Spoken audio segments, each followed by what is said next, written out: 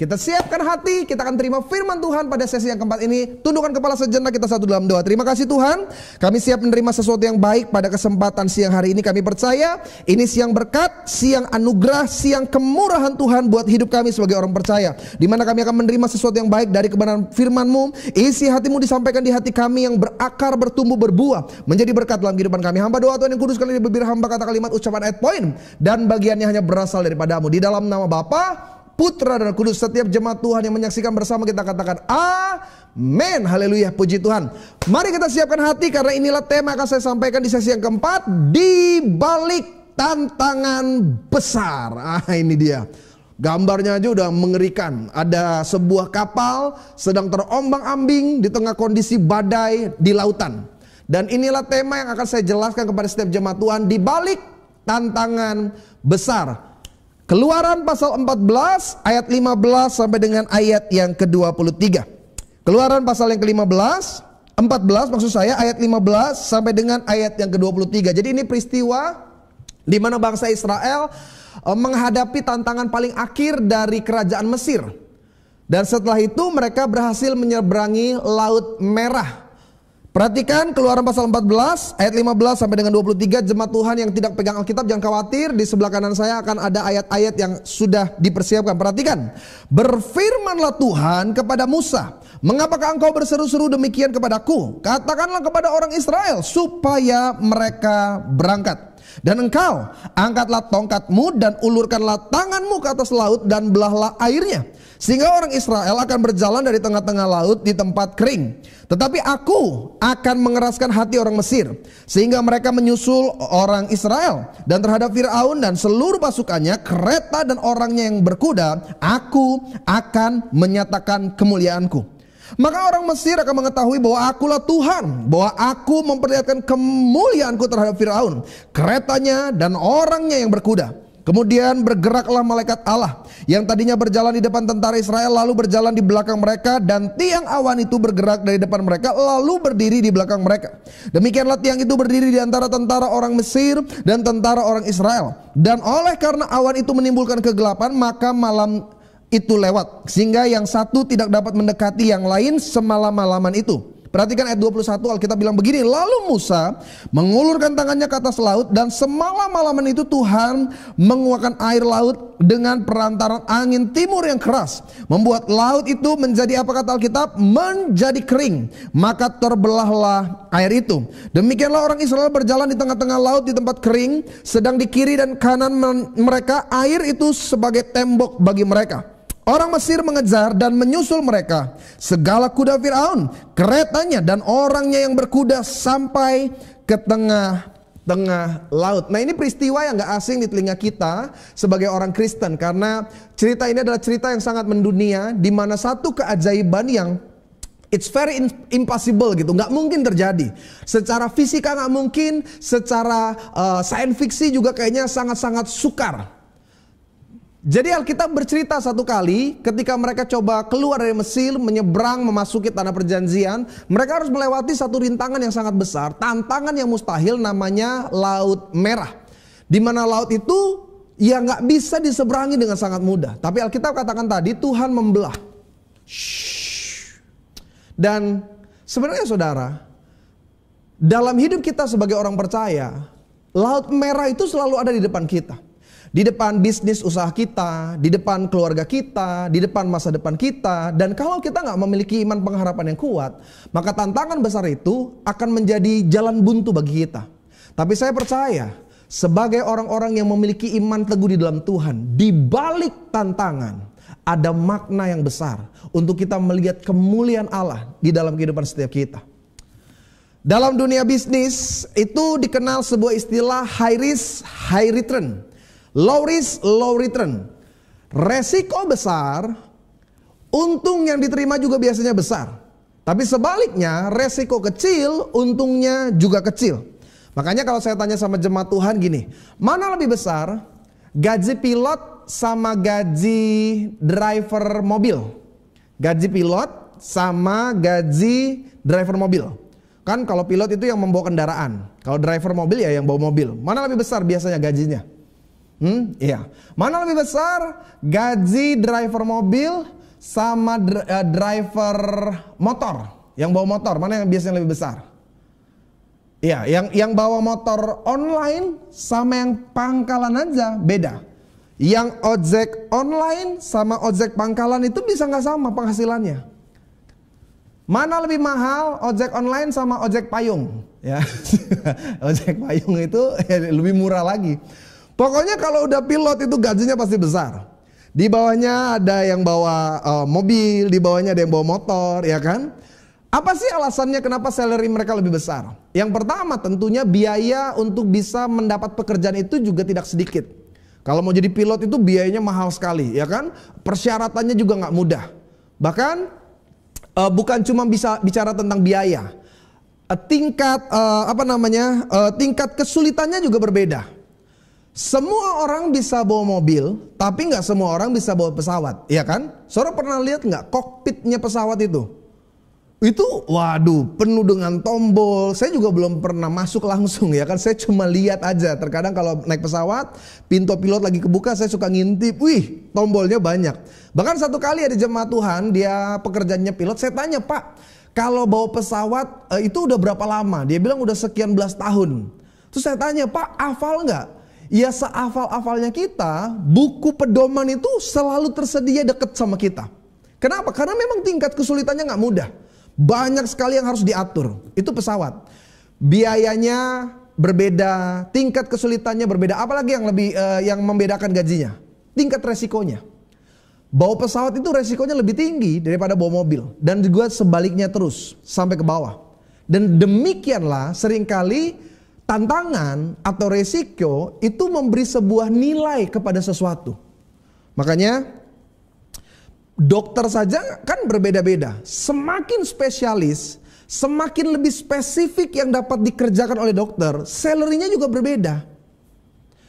Nggak usah ini deh, nggak usah bicara tentang profesi deh, bicara tentang makanan. Salah satu jenis kopi yang termahal yang ada di dunia, kopi yang paling mahal di dunia salah satu jenisnya namanya kopi luwak. Do you know what I mean? Iya kan? Prosesnya itu penuh dengan tantangan. Kalau bikin kopi robusta, ya udah, paling cuma dijemur biji kopinya, ya kan, tunggu di waktu tertentu, nanti tinggal proses giling. Tapi kalau mau bikin kopi luwak, ya kan, itu tidak bisa digantikan oleh pemilik luwaknya. Itu harus dilakukan langsung oleh luwaknya. Itu saya kan pernah lihat di acara Discovery, ya kan, saya lihat kalau gimana sih ngomongnya, dia pelihara luwak. Luwaknya itu dikasih makan biji kopi. Dan itu pemilik berdoa, Tuhan biar dia buang air. Kalau dia gak buang air, sembelit, gak jadi biji kopinya. Itu setelah selesai dia buang air, diproses lagi, lu bisa bayangin gak? Kita mesti ngambilin dari kotorannya luwak, diproses lagi. Semakin sulit, semakin bertantangan, semakin besar juga nilainya. Dan begitulah saya percaya cara Tuhan juga memproses hidup saya dan hidup saudara. Kalau saudara mau dihargai lebih, kalau saudara mau diangkat Tuhan dengan lebih besar, maka ada tantangan, ada proses, ada persoalan yang memang harus kita lewati. Sebagai apa? Kenaikan level. Seringkali disinilah kita nggak bisa bertahan. Karena ada banyak jemaat, dia punya konsep pikiran gini, pendeta, kok saya ikut Tuhan makin susah ya pendeta? Pernah dengar nggak istilah seperti itu? Atau jangan-jangan saudara pernah mempertanyakan itu dalam hidup saudara? Ada banyak jemaat Tuhan, mereka bilang begini, pendeta, kok ikut Tuhan saya pikir tadinya mah lancar usaha saya, kok sekarang usaha saya makin bermasalah? Pendeta, saya dulu waktu sebelum ikut Tuhan, rumah tangga saya ya jalan-jalan biasa aja. Tapi setelah saya ikut Tuhan, sekarang banyak bertengkar tuh pendeta. Pendeta, dulu waktu saya belum ikut Tuhan, karir saya maju-maju aja. Tapi setelah saya mulai ikut Tuhan, bahkan pelayanan lebih sungguh-sungguh, hari ini banyak pintu-pintu berkat saya tertutup. Kenapa ya pendeta ya? Ikut Tuhan kok makin berat? Nah, salah satu pikiran kita yang tidak tepat adalah ketika kita merasa, kita berharap bahwa ikut Tuhan everything is fine gitu. Pokoknya jalan tol semuanya, pokoknya gak ada masalah. Disinilah titik persoalannya. Karena kalau saudara ingat, bahkan 2000 tahun yang lalu Yesus sendiri pernah memberikan sebuah penjelasan bahwa tidak mudah ikut Yesus. Bahkan mereka yang tidak mau memikul kuk, mereka yang tidak mau disalibkan, mereka tidak pantas menjadi pengikut Yesus. Coba lihat dalam Matius, perhatikan Alkitab saudara. Matius pasal yang ke-10 ayat 34 sampai dengan 38. Saya percaya di balik tantangan besar ada makna, ada momentum yang Tuhan sudah persiapkan, ada reward, ada rencana yang luar biasa. Tapi yang harus kita mengerti, why? Kenapa tantangan itu harus kita lewati? Matius pasal 10, 34 sampai 38. Ini salah satu perkataan Yesus yang cukup keras. Yesus membawa pemisah bagaimana mengikut Yesus. Perhatikan ayat 34. Jangan kamu menyangka, perhatikan, Yesus sudah mulai dengan kalimat yang tegas. Jangan kamu menyangka, jangan kamu berpikir, jangan kamu merasa, jangan kamu berandai-andai bahwa aku datang untuk membawa damai di atas bumi. Perhatikan, Yesus yang ngomong sendiri. Aku datang bukan untuk membawa damai. Apa kata Yesus? Melainkan pedang. Sebab aku datang untuk memisahkan orang dari ayahnya, anak perempuan dari ibunya, bahkan menantu perempuan dari ibu mertuanya. Dan musuh orang ialah orang-orang, perhatikan, Yesus bilang musuh kita ini bukan di kantor. Musuh kita bukan orang-orang yang berbeda iman. Musuh kita tuh bukan orang yang berbeda ras sama kita. Alkitab katakan, Yesus yang bilang musuh orang ialah seisi rumahnya. Ya 37, Yesus bilang apa? Barang siapa mengasihi bapa atau ibunya lebih daripadaku, ia tidak layak bagiku. Dan barang siapa mengasihi anaknya laki-laki atau perempuan lebih daripadaku, apa kata Yesus? Ia tidak layak bagiku. Perhatikan ayat 38. Barang siapa tidak memikul salibnya. Ini inti dari kalimat Yesus sebelumnya. Barang siapa tidak memikul salibnya dan mengikut aku, ia tidak layak bagiku. Waktu saya kuliah, saya ingat betul ayat ini adalah salah satu ayat yang sering kali dipakai untuk menyerang orang Kristen dan menegaskan bahwa Yesus itu teroris. Yesus itu sebenarnya memang gak bawa damai. Yesus itu adalah tokoh yang kontroversi, tokoh yang keras. Alkitab tulis bahkan Yesus yang mengatakan, aku tidak datang membawa damai, aku datang untuk membawa pedang. Pedang pemisah. Tapi seringkali kesalahannya adalah cara penafsirannya. Kita coba menafsir kata kalimat Yesus ini hanya dari harafiah. Etimologi katanya memang kelihatannya Yesus tidak membawa damai. Tapi kalau saudara coba pelajari, dalam setiap menyampaikan pesan, sometimes Yesus memberikan sebuah perumpamaan. Terkadang Yesus menjelaskan sebuah makna dan maksud dengan cara yang berbeda. Dan salah satunya adalah ayat-ayat yang tadi kita baca. Waktu saya kuliah, saya ingat ada mahasiswa tanya begini, Pak dosen, kenapa Yesus ngomong sangat keras? Bukankah Yesus adalah seorang yang penuh dengan kasih? Bukankah Yesus pribadi yang lemah lembut? Bukankah Yesus adalah gambaran ya cinta damai? Tapi kali ini dia katakan, aku memisahkan anak dari ayahnya, anak perempuan dari ibunya, menantu dari mertuanya. Bahkan siapa yang mengasihi bapaknya lebih daripada aku, mengasihi ibunya lebih daripada Yesus, dia tidak layak bagi Yesus. Apakah artinya kekristenan kita harus benci sama orang tua kita untuk menunjukkan cinta kita sama Tuhan? Apakah kita harus ribut sama keluarga kita untuk menunjukkan kesungguh-sungguhan kita dalam mengiring Tuhan? No. Dosen saya bilang begini, yang Yesus maksud bahwa ketika kita ikut Yesus, tantangan bisa datang dalam berbagai bentuk, termasuk dari orang-orang sekitar kita, bahkan dari mereka yang kita cintai. Tapi tantangan ini bukanlah penghambat, tantangan ini bukanlah jalan buntu. Justru tantangan ini ketika kita lewati, kita naik level. Kita dapat satu hal yang lebih besar daripada yang kita pernah pikirkan, saudara. Ayat ini kan merupakan salah satu kalimat Yesus yang keras. Tapi kalau kita lihat latar belakangnya, di pasal-pasal sebelumnya, saya nggak sempat buka keseluruhan pasal. Tapi kalau saudara lihat dari Matius pasal yang ke-9, pasal yang ke-8, pasal yang ke-7, Alkitab baru saja menceritakan tentang banyaknya mujizat yang dilakukan Yesus. Orang lumpuh berjalan, orang tuli mendengar, orang buta melihat, orang bisu berbicara, orang mati dibangkitkan. Dan ketika orang banyak melihat Yesus melakukan mujizat, mereka pikir, wah, ini dia nih pemimpin yang mengenakan nih. Ini dia nih pemimpin yang bikin kita gak susah. Nah, orang punya paradigma, ikut Yesus semuanya lancar. Lumpuh aja jalan, bisu aja berbicara. Apalagi soal uang, gampang. Apalagi soal kekayaan, mudah.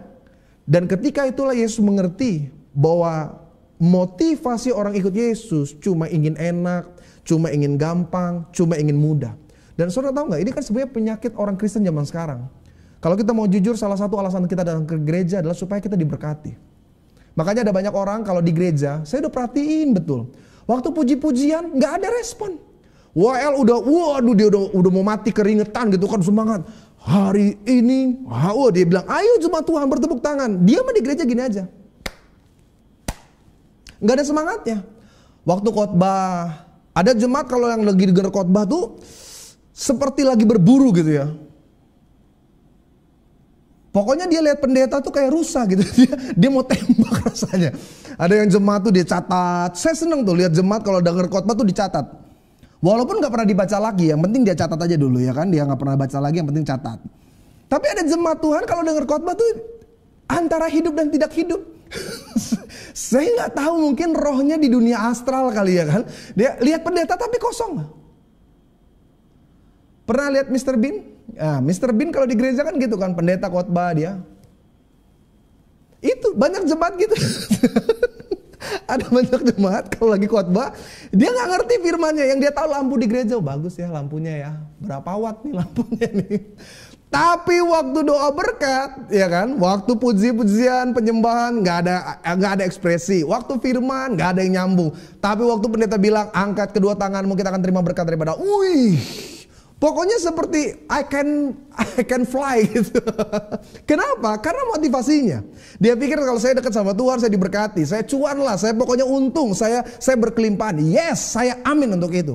Tapi itu bukan bagian utama dalam mengiring Yesus.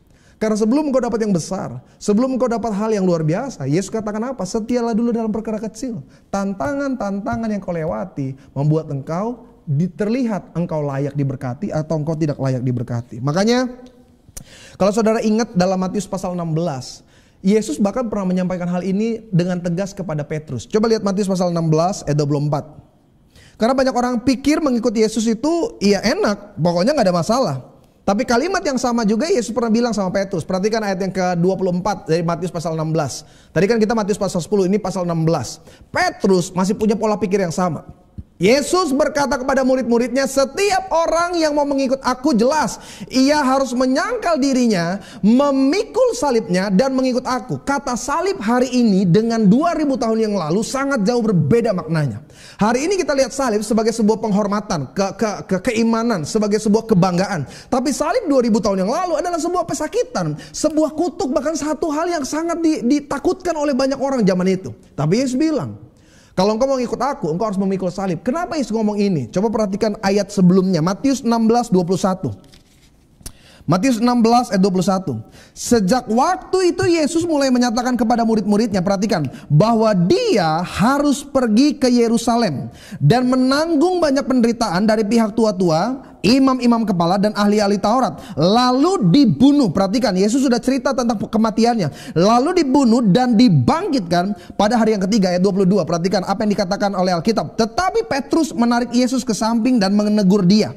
Petrus tarik Yesus dan Petrus bilang begini, Tuhan, kiranya Allah menjauhkan hal itu, kiranya Tuhan menjauhkan penderitaan itu, kiranya Tuhan menjauhkan tantangan besar itu, kiranya Tuhan menjauhkan resiko itu. Apa kata Petrus selanjutnya? Hal itu sekali-kali tidak menimpa engkau. Maka Yesus berpaling dan berkata kepada Petrus, enyahlah iblis. Wih, ini ngeri betul ini. Yesus kalau ngomong ini kasar juga nih. Enyahlah iblis. Waduh, saudara kalau digituin sama pendeta saudara gimana? Enyahlah iblis, ya kan? Saya bilang sama jemaat, saudara, saya ini mau ke pedalaman. Saya mau pelayanan, melakukan mission trip. Ya mungkin akan ada banyak tantangan. Mungkin juga saya bisa dijahatin sama orang. Terus jemaat dengan murah hati datang dan bilang, Pak Yebi jangan. Kiranya hal itu dijauhkan dari Pak Yebi. Terus saya berkata, enyahlah iblis. Saya mau tanya, yang enyah iblis atau pendetanya yang enyah? Pasti pendetanya yang hilang gitu ya kan. Tapi betul, Yesus bilang dengan tegas kepada Petrus, enyahlah iblis, engkau satu batu sandungan bagiku. Sebab engkau memikirkan, bukan memikirkan apa yang dipikirkan Allah, ini kuncinya. Melainkan apa yang dipikirkan manusia. Yesus ini pribadi yang gak ada basa-basi nih. Kalau dia bilang iblis, iblis betul. Tapi untungnya Petrus juga gak berperan. Bisa bayangin gak Petrus hidup zaman sekarang? Yesus bilang enyahlah iblis, pasti langsung muncul di status. Siapa yang iblis? Padahal maksud Petrus kan baik ya kan. Dia bilang guru, itu tidak akan terjadi. Tapi Yesus bilang bahwa pikiranmu bukan pikiran Allah. Pikiranmu adalah apa yang kau inginkan. Dan itulah yang terjadi dalam keadaan umat Kristen pada hari-hari ini. Kita tuh ikut Tuhan, cuma mikir apa yang kita mau. Jadi ketika apa yang kita harapkan nggak dapat, di situ kan kita mulai kecewa. Kita bilang, kok ikut Tuhan makin susah ya pendeta?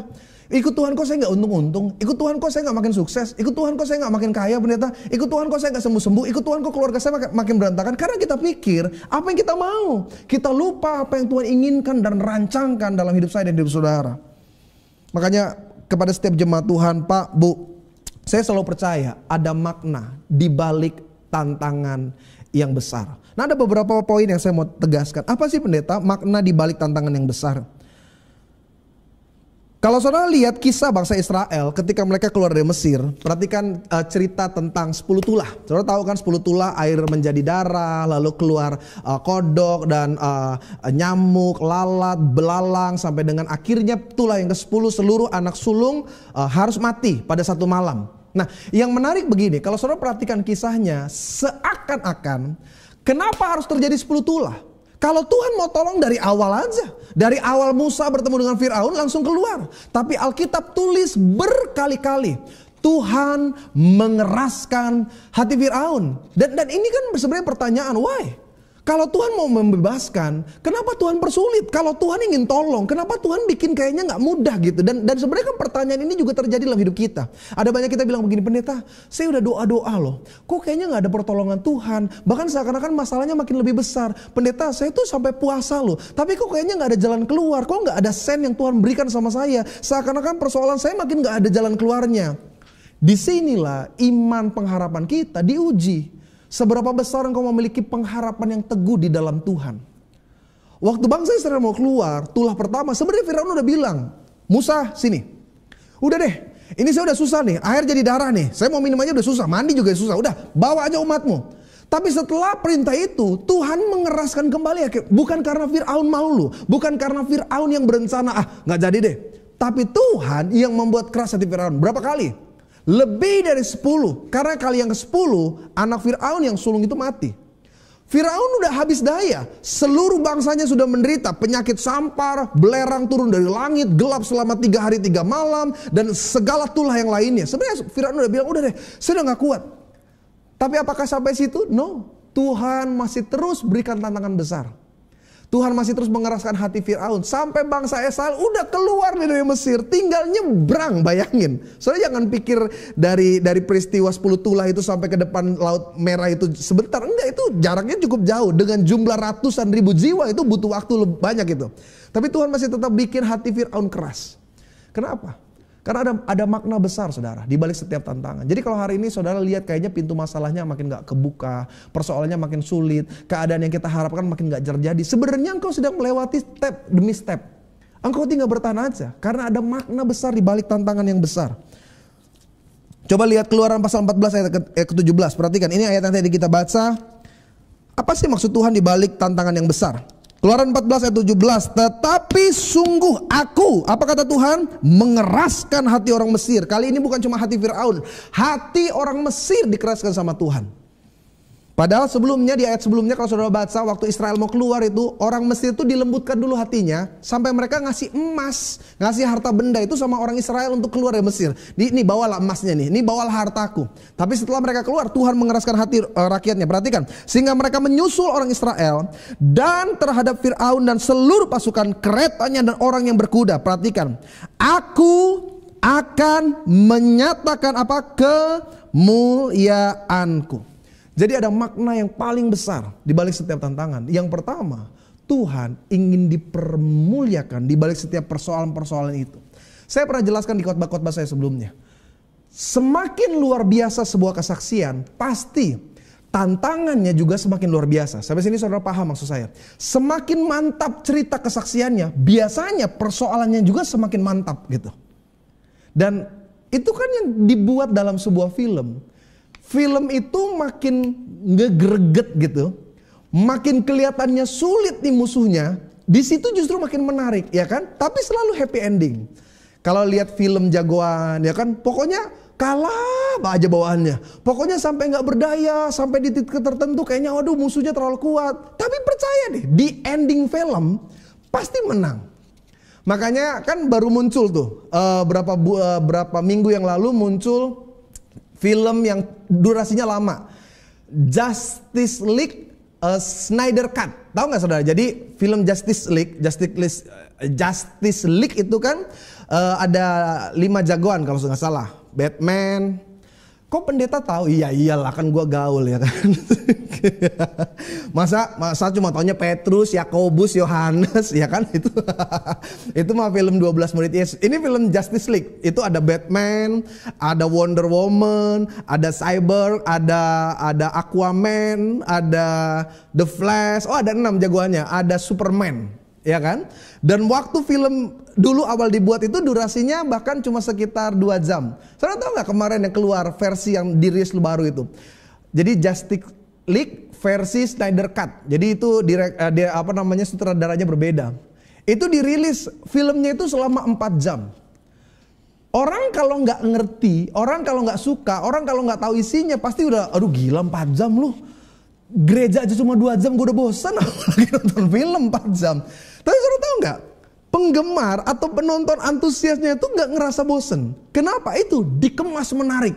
Tantangannya luar biasa. Kalau sudah nonton tuh kan saya udah nonton tuh. Waduh itu selama 3 jam pertama tuh 5 jagoannya tuh nggak mampu ngalahin. Baru ntar di setengah jam terakhir tuh waktu Superman muncul ya kan. Superman muncul tuh sebentar banget langsung menang. Tapi begitulah Tuhan kira-kira dalam kehidupan kita. Tuhan itu senang membuat hidup kita tuh ada dramanya gitu. Ada tingkat-tingkat kesulitan di mana kita sampai kehilangan pengharapan, sampai kita bilang aduh Tuhan, saya mesti buat apa lagi? Tapi di titik akhir, iya kan, di titik akhir, waktu Tuhan pasti yang terbaik. Wah itu dia. Di situ kita bilang saat tadinya saudara, saya udah putus asa. Tadinya saya pikir ya udahlah, mungkin saya bangkrut. Tapi ketika saya lipat tangan, saya panggil nama Yesus, berkat Tuhan. Nah itu dia. Itu cerita yang menarik ya kan. Kalau misalkan film Justice League, di awal film Superman langsung menang, durasinya cuma 5 menit, nggak ada yang mau nonton. Itu namanya bukan film, trailer. Trailer itu cuma 3 menit paling lama itu. Pokoknya biasanya kalau penontonnya makin banyak, tantangannya makin besar.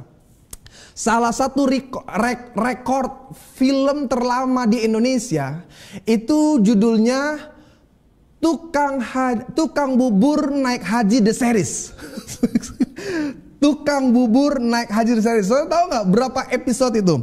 2185 episode. Gila itu 2185 itu Tukang Bubur Naik Haji itu The Series. Waktu saya tarik faktanya, kok bisa sinetron dibuat sebanyak 2000? Kan kalau film Korea kan enggak ya, paling dibuat per season. Per season paling 15 episode ya kan, paling banyak 20, tapi paling banyak biasanya 3 season. Ini Tukang Bubur Naik Haji, wih, 2185 episode. Itu nonton dari generasi pertama, generasi kedua, generasi ketiga belum habis itu. Belum naik haji juga dia. Tapi betul saudara, yang diisi di dalamnya apa? Tantangan. Karena orang senang menyaksikan itu tuh senang. Tantangan, kesulitan, ntar ada orang yang jahatin, ntar ada orang yang benci. Saya ingat waktu saya masih tinggal di Surabaya. Jadi itu kan awal-awal nikah, lalu gak berapa lama istri saya hamil. Nah namanya hamil kan istri saya gak kemana-mana. Nah ada salah satu sinetron yang disukai sama istri saya itu judulnya Catatan Hati Seorang Istri. Saya kalau ngomong jadi ketawa. Pak Pendeta ikut nonton, ikut. Namanya gue baru nikah ya kan, nonton sama-sama. Dia suka A, saya suka A pokoknya. Ikut Catatan Hati Seorang Istri. Tapi betul saya lihat itu sinetron, gak habis-habis ya kan. Pokoknya sampai Tuhan Yesus datang yang kedua kali tuh masalah bertumpuk-tumpuk. Tapi bedanya di dalam Tuhan, kita selalu lihat kepastian di tengah ketidakpastian. Makanya kalau saudara bilang, aduh pendeta hidup saya penuh dengan drama nih. Puji Tuhan, bersyukur ada warna, ada kisah yang bisa diceritakan. Supaya kita semakin ingat bahwa di balik semua tantangan persoalan ada nama Tuhan yang dipermuliakan. Yang kedua, apa makna di balik tantangan yang besar? Saya pelajari Tuhan sebenarnya ingin menyadarkan kita bahwa kita harus bergantung kepada Tuhan. Pak, Bu, ada pertanyaan yang sering jemaat tanya begini, pendeta, kenapa ya saya kalau mau doa gitu males banget pendeta? Pendeta, saya kalau dengar Pak Pendeta Helmi, kok bisa ya doa sampai 1 jam gitu? Saya baru berapa menit aja kayaknya udah bosen pendeta. Kenapa ya ada orang yang kalau bisa berdoa itu lama? Terus dia tanya gini, pendeta, gimana sih pendeta supaya saya bisa doa bisa lama gitu gimana? Jawabannya sederhana. Tuhan kasih masalah aja sama hidup saudara, ya kan? Karena orang kalau nggak punya masalah, doa juga boro-boro. Tapi kalau punya masalah, yang nggak pernah berlutut, masalah, ya kan? Yang punya persoalan, yang nggak pernah angkat tangan, angkat tangan. Kapan pertama kali saudara bisa berdoa dengan mengangkat tangan lalu menangis? Dulu kan kita kan semua kan gereja ini kan, gereja denominasi Protestan. Biasanya jarang tuh angkat tangan, tepuk tangan, menangis dalam penyembahan jarang. Kapan? Biasanya waktu masalahnya makin berat. Saya waktu pertama kali masuk gereja gerakan Pentakosta, karismatik, itu aneh. Lihat orang angkat tangan gitu. Kalau lihat orang angkat tangan gini, saya nggak bisa doa, saya malah ngeliatin. Siapa yang bawa pistol? Kenapa pada angkat tangan di sini? Kalau lihat yang nangis juga saya dulu aneh. Ada Yesus. Saya suka perhatiin. Apa kejepit kakinya, kok nangis-nangis nih orang? Tapi waktu saya punya masalah, waktu saya punya persoalan, waktu ada pergumulan yang gak ada jalan keluarnya nih, orang belum angkat tangan, saya udah mulai angkat tangan, ya kan? Orang lain ngeliatin bodoh amat, ya kan? Saya lihat orang belum pada nangis, tapi karena masalah, tantangan, persoalan, saya gak tahu jalan keluarnya, saya mulai bilang, Yesus, Tuhan. Orang saya tahu sebelah saya ngeliatin saya, tapi saya bilang bodoh amat, gak peduli. Yang bikin kita dekat sama Tuhan, yang bikin kita semakin berpengharapan itu kan seringkali persoalan, saudara. Saya lihat satu influencer ya. Jadi ada yang ngikut dia lalu ditanya gini, kenapa Anda tidak pernah beribadah? Kenapa Anda tidak pernah beribadah? Tahu nggak dia bilang begini? Karena saya nggak ngelihat ibadah itu. Ini jawabannya nih ya. Kalau saudara ngikutin mungkin tahu orang yang saya maksud. Dia bilang begini. Dia bilang bahwa ibadah itu belum bermakna buat dirinya. Ibadah itu belum menjadi sebuah hal yang dia nggak lihat segi keuntungan dari ibadah. Dia memberikan logika pemikiran yang kelihatannya pintar, tapi sebenarnya itu omongan orang yang belum tahu pengharapan kepada Tuhan. Dia bilang begini, karena solusi dalam hidup saya itu bukan ibadah. Kalau saya nggak punya uang, ya berarti saya harus kerja, solusinya. Kalau saya sakit, ya berarti saya harus minum obat, solusinya. Kalau saya lagi ngantuk, ya solusinya saya tidur. Kalau saya kurang ilmu, ya berarti solusinya saya belajar lebih. Ini model kayak gini belum nemuin titik buntu nih dalam hidupnya. Alkitab bilang apa? Terkutuklah orang yang mengandalkan kekuatan dirinya. Orang yang mengandalkan dirinya sendiri, ada masa di mana sebagai manusia ini kita terbatas. Orang kaya raya, orang punya uang, punya jabatan, satu kali bisa ketemu sebuah masalah yang jabatannya, keuangannya, otoritas yang dia punya, harta benda, koneksi yang dia miliki nggak bisa tolong. Ada titik di mana sebagai manusia kita buntu. Disitulah momen di mana seringkali kita terima kesadaran, iya ya saya butuh Tuhan. Iya ya, saya tuh perlu Yesus gitu. Ternyata uang gak nyelamatin, harta jabatan dia gak bisa nolong.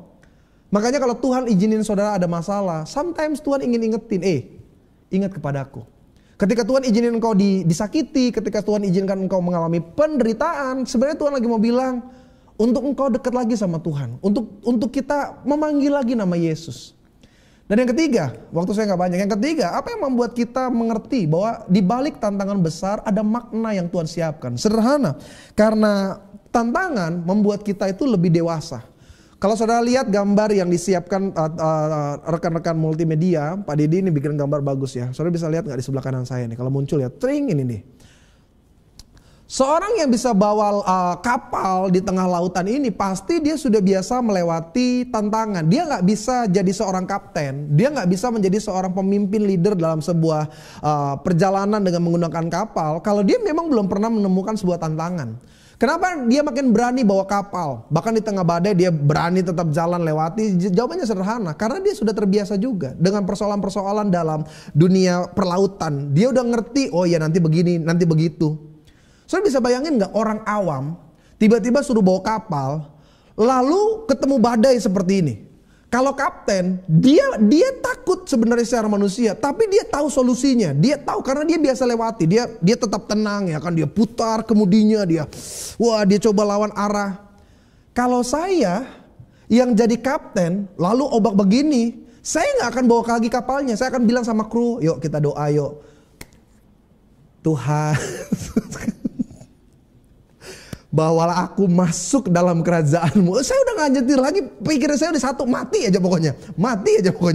Gak ada lagi pikiran untuk nyelamatin, karena saya gak tahu. Tapi seorang kapten yang berpengalaman, tentu kata pengalaman disertai oleh tantangan, resiko, kesulitan, kegagalan. Tapi justru itu membuat dia lebih naik level. Nah, saya rindu setiap jemaat-jemaat Tuhan, kita lebih dewasa lagi di dalam Tuhan. Ketika apa yang kau minta kau gak dapat, kita gak lagi kecewa. Ketika apa yang kita harapkan kita gak terima, kita gak lagi marah sama Tuhan. Sebaliknya, kita justru semakin setia karena kita tahu rancangan kita terbatas, tapi rancangan Tuhan luar biasa bagi setiap kita. Kita tundukkan kepala, kita satu dalam doa. Tuhan, kami bersyukur untuk kebenaran firman Tuhan yang sudah kami dengar pada kesempatan siang hari ini, pada sesi yang keempat. Berkati siapapun yang menyaksikan, karena kami percaya kuasa Tuhan bekerja dalam hidup kami. Hamba berdoa dalam nama Bapa, Putra, Kudus, firman ini berakar, bertumbuh, berbuah, menjadi berkat dalam kehidupan kami. Dalam nama Yesus, setiap jemaat Tuhan kita katakan amin, haleluya. Jangan